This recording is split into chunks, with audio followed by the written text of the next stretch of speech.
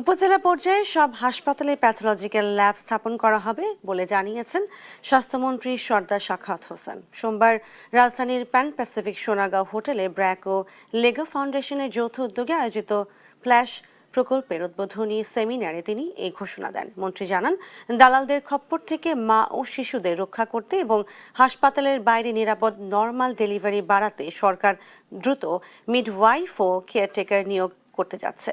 নারীদের স্বাস্থ্য সুরক্ষায় আগামী 30 থেকে 60 দিনের মধ্যে মাঠ পর্যায়ে স্তন ও জরায়ু ক্যান্সার স্ক্রিনিং এবং কিডনি রোগীদের সুবিধার্থে উপজেলা পর্যায় পর্যন্ত 10 শয্যার ডায়ালাইসিস ইউনিট চালুর চূড়ান্ত রূপরেখাও তুলে ধরেন তিনি। Patients are growing up just like anything. That's why to meet the present patients, we are going to extend the kidney dialysis up to the Upazila hospital.